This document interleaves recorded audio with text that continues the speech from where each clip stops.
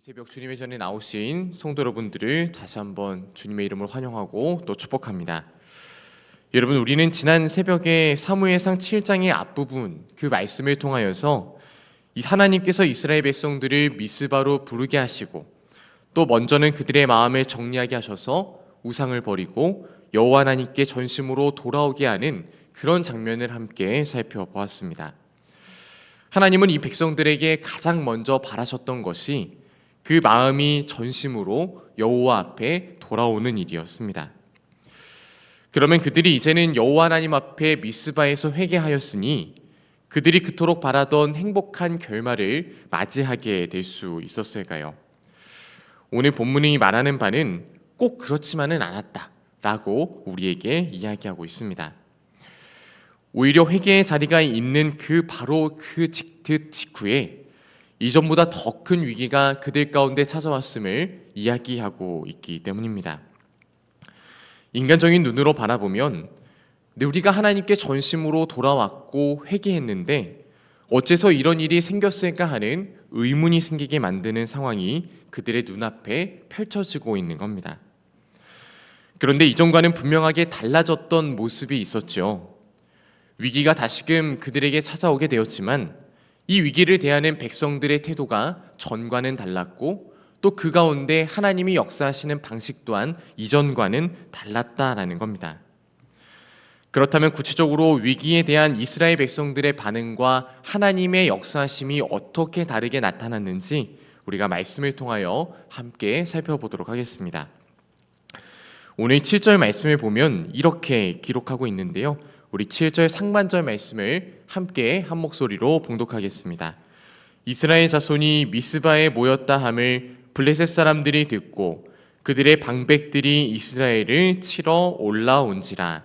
아멘. 여러분, 앞서 우리가 함께 나누었듯 이스라엘 백성들은 미스바에서 회개를 하고 있었던 그런 상황에 있었습니다. 미스바에 모여서 전쟁을 준비했던 것도 아니었고요. 다 함께 회개하며 무방비인 상태로 그렇게 그들은 그 자리에 함께하고 있었습니다.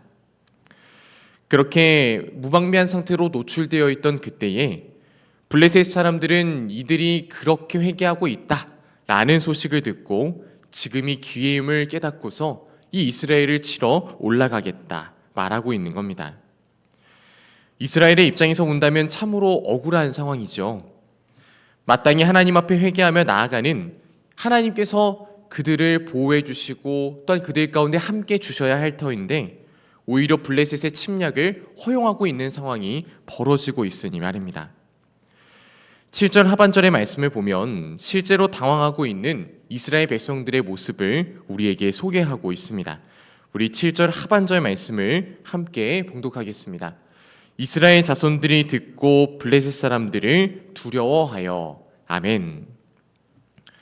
여러분, 우리가 회개하였다라고 해서 현실의 모든 어려움과 모든 문제들이 두려움으로써 완전히 사라지게 되어질까요? 또 하나님께 돌아섰다라고 해서 우리의 연약함이 하루아침에 완전히 뒤바뀔 수 있게 되어질까요?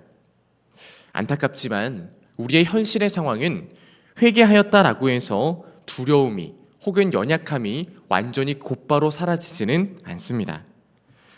그러나 8절 말씀을 보게 되어지면 우리의 반응만큼은 이전과는 달라지게 됨을 우리에게 분명하게 보여주고 있습니다. 우리 8절 말씀 우리가 한 목소리로 함께 봉독하겠습니다. 이스라엘 자손이 사무엘에게 이르되 당신은 우리를 위하여 우리 하나님 여호와께 쉬지 말고 부르짖어 우리를 블레셋 사람들의 손에서 구원하시게 하소서 하니. 아멘. 여러분, 나타나는 우리의 인간적인 모습은 다르지 않을 수 있지만 그 문제를 해결하는 그 반응만큼은 전적으로 바뀌게 되어집니다. 이스라엘 백성들은 회개한 이후에 사무엘에게 이렇게 요청하고 있습니다. 당신은 우리들을 위하여서 쉬지 말고 여호와께 부르짖어 기도해 달라라고 이제는 기도의 부탁을 맡기고 있는 겁니다. 여러분, 이 백성이 이전에 두려움 속에서 선택했던 그 모습을 한번 떠올려 보시기를 바랍니다. 사무엘상 4장에서 그들의 패배 소식이 들리게 되었을 때 이스라엘 장로들은 블레셋에게 패한 이후 이렇게 얘기하였습니다. 여호와의 언약궤를 우리에게로 가져오자. 그것이 우리를 원수들의 손에서 후원할 것이다 라고 그들은 이야기하였습니다. 그때 그들이 붙잡았던 것은 무엇이었나요? 하나님 그 자신이 아니라 언약궤라는 수단을 택하여서 이것을 미신적으로 혹은 우상을 섬기듯 그것을 통해 자신들이 승리를 얻을 것이다 라고 그들은 확신하였습니다. 그런데 오늘 본문에서 이스라엘의 반응은 달라져 있습니다. 그들은 더 이상 패배하고 혹은 위기의 상황 가운데 언약궤를 가져오자라고 그렇게 이야기하지 않습니다. 대신 사무엘에게 우리 하나님께 쉬지 말고 당신을 우리를 위하여 기도해달라, 부르짖어 달라라고 부탁하고 있습니다. 이제 그들의 시선은 눈에 보이는 궤가 아니라 눈에 보이지는 않지만 정말로 살아 역사하시는 하나님께로 그들이 그들의 마음을 세우기로 결단하였던 겁니다.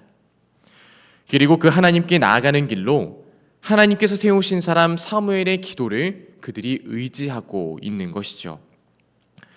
두려움 속에서 붙잡고 있는 대상이 완전히 달라졌음을 우리는 확인하게 되는 겁니다. 사랑하는 성도 여러분, 우리도 두려움 가운데 거하는 일, 걱정 가운데 서는 일이 생길 수가 있습니다.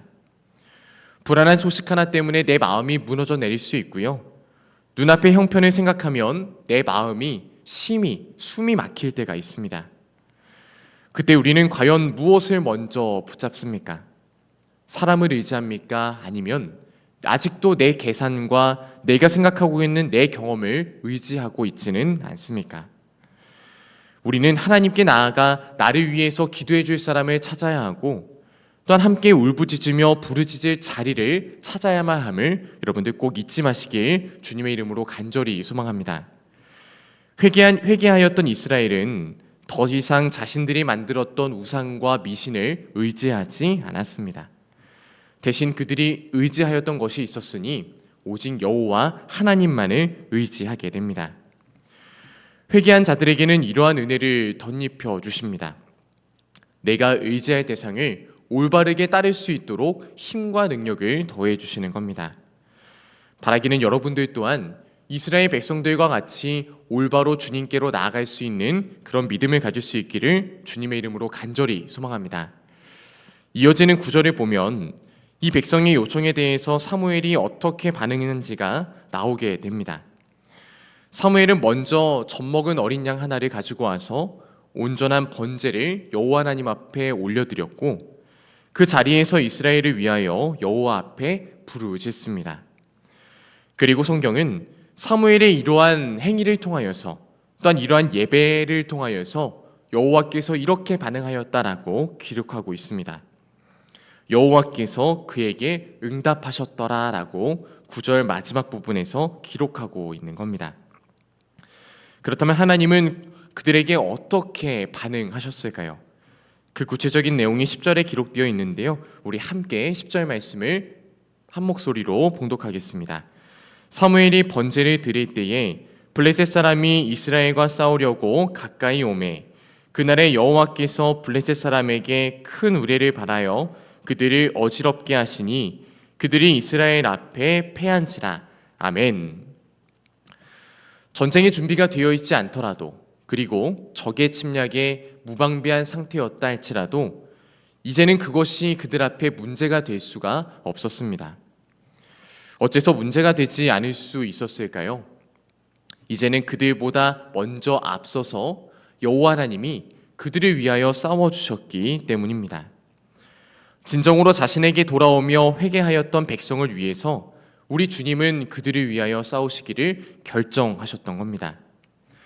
사랑하는 성도 여러분, 그들이 회개하기 이전의 그 전쟁은 우리가 싸우고 하나님이 도와주셔야 된다라고 하는 그런 명분의 싸움이었습니다. 그러나 그들이 회개한 이후에 그 바라였던 전쟁은 하나님이 먼저 싸워주시고 그 싸움 가운데 우리가 순종을 하는 그런 모양으로 바뀌게 되어집니다.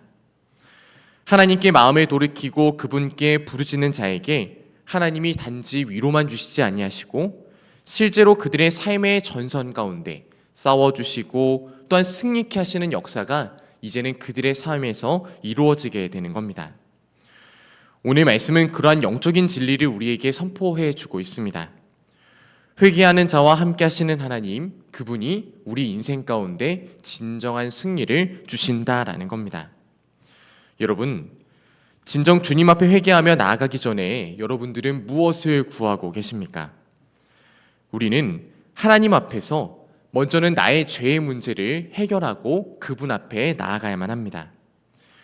이 문제를 해결해야 함은 우리 안에 있는 거짓된 우상과 미신을 완전히 벗겨내기 위함입니다. 하나님을 세상의 우상 섬기든 내 뜻대로 섬기는 모습, 그 모습을 내 안에 남겨놓는다면 하나님은 그러한 자의 신앙과 순종을 결코 기뻐하시지 않으십니다. 우리가 진심으로 회개하지 않는다면 내 삶에 바라고 있는 문제들은 반복되고 또 반복되어질 것입니다. 이스라엘 백성들이 똑같은 위기 속에서 회개하기를 택하였고 그 가운데 미신이 아닌 살아계신 하나님만을 의지하였던 그 모습과 같이 여러분들도 그렇게 살아가시기를 주님의 이름으로 간절히 소망합니다. 그들이 승리할 수 있는 유일한 비결은 바로 이러한 믿음의 선택에 있었기 때문입니다. 여러분, 특별히 말씀을 기억하시면서 이렇게 기도하셨으면 좋겠습니다. 하나님, 위기 앞에서 제 마음이 다른 사람에게로 향하지 않게 하시고 먼저는 주님께 부르짖게 하여 주시옵소서. 내 힘으로 전쟁을, 내 인생의 문제를 관리하지 않게 하시고 회개한 마음 가운데 모든 것을 주님께 맡기게 하여 주옵소서. 이 믿음으로 여러분 이 시간 기도하기를 간절히 소망합니다. 우리 함께 기도하겠습니다.